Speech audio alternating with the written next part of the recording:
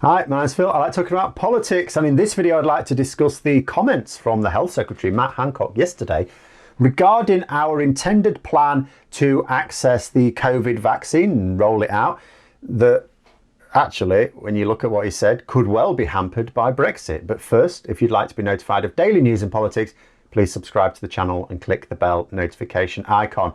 So the week began with the good news that we may have a viable vaccine in place in the near future. Boris Johnson dragged himself and the Deputy Chief Medical Officer, Professor Jonathan Van Tam, onto the telly to tell us all about it. I suspect the press conference was more to head off the over-the-top optimism that would undoubtedly be in the papers the next day, which indeed it was. Now, as Professor Van Tam said, they do not know how the vaccine will help exactly. They're not saying, oh, we don't know if it will help or not. Of course it will help. But to what extent will it help?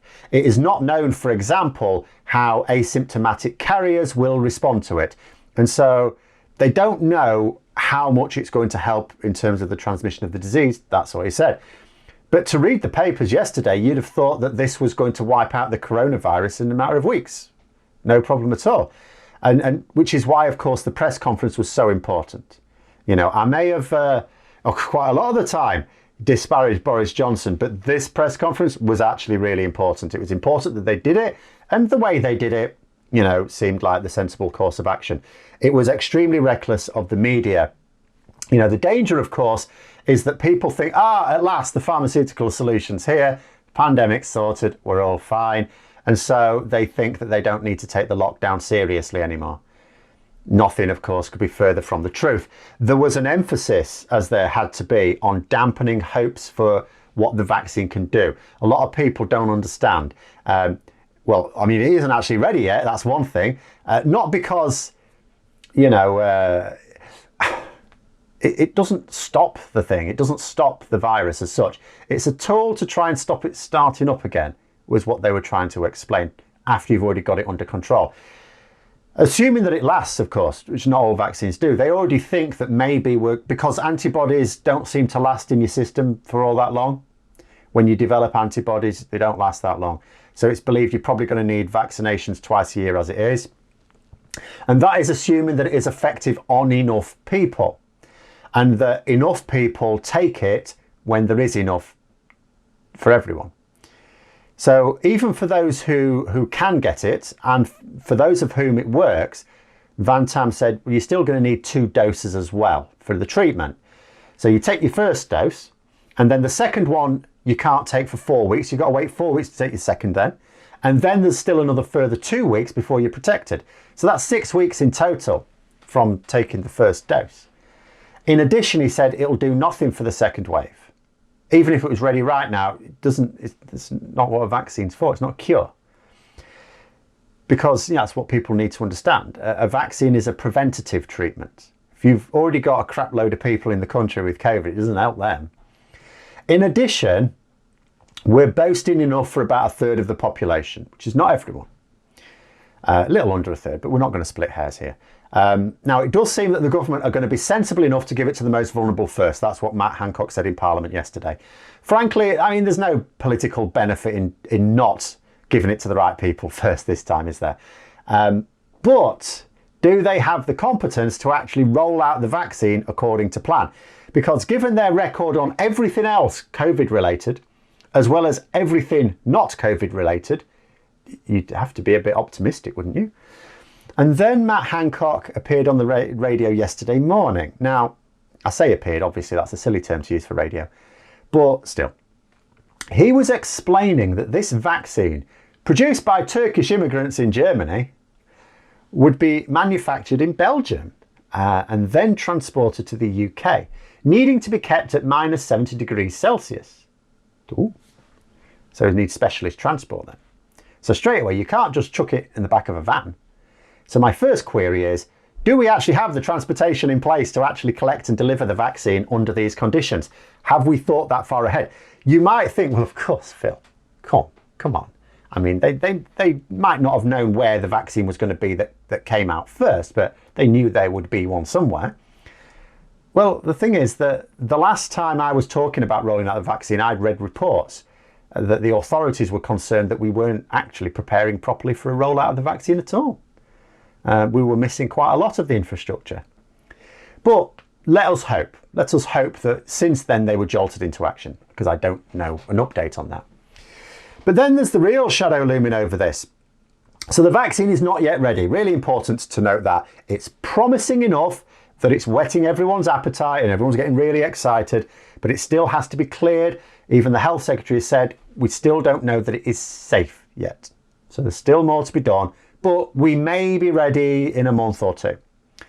So we'll be expecting to start shipping the vaccine when? Early next year?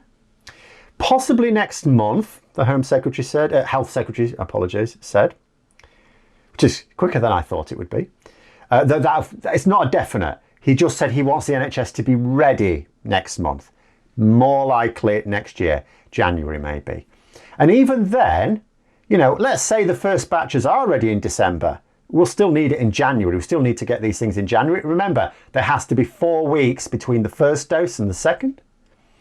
And we can't inoculate everyone at the same time anyway. So there's still going to be people having their first dose in January and February and so on. So we are expecting to be transporting this crucial pharmaceutical solution, quite a lot of it, tens of millions of doses of it, from Belgium to the UK in specialist transport next January. Right, because isn't that when we're going to be? I just need to check the government's own notes here. Experiencing miles of lorry tailbacks and days worth of delays at our ports due to Brexit chaos. And don't give me ferries. Do not give me ferries. They can't chuck vaccines straight onto the ferries from wherever they're storing them, lob them onto a ferry, even if they'd built the store right next to the docks. You still need lorries to take it from where it's been stored to the port on the EU side. And to do that, they're going to need the permits, which we currently don't have a deal in place for. Now, I've talked about this before, but as it's much more relevant now. So Brexit without a deal isn't just about tariffs and quotas. To even transport something in the EU bound for the UK, permits needed. Without a deal, we don't have many of them. Do they prioritise the vaccine for these? In which case, that's fewer for other essentials like food and other medicines. But let's say there's a solution for that, because that's not a definite sticking point. You know, there's still time for the government to agree something with the EU along those lines, like a deal. There's still the issue of disruption at the ports themselves, because that's got nothing to do with whether we get a deal or not. You know, you need to get lorries to a port clogged up by Brexit bureaucracy. Then you need to load them onto a ferry with more administrative failures and delays due to our systems not being ready. Then another clogged up port on the UK side of things. And remember, throughout all this, it's not even just that our systems aren't ready. People need to know how to integrate with our systems, but because they're not ready, they've not been able to learn how to do that. And we're hoping to be able to ship this vaccine at the height of Brexit chaos, right at the start when no bugger knows what's going on. Oh, and part of the solution to this clogging up of ports was supposed to be the giant lorry parks, you know, which don't help the lorries move, of course. It's to keep the lorries in place, if anything. It's just there to stop the roads being clogged up for like literally everyone else. Unfortunately, this plan isn't going well either, because a very large lorry park under construction has been delayed because it was flooded out. It seems that the government forgot that it rains from time to time in dear old Blighty. So that's a bit of a problem as well. So even the government's plans to paper over the giant cracks in their Brexit master plan are also coming unstuck. And that's before we even come to the notion of a mass vaccine rollout being carried out by an already exhausted and depleted NHS on top of their, these days, normal winter pressures.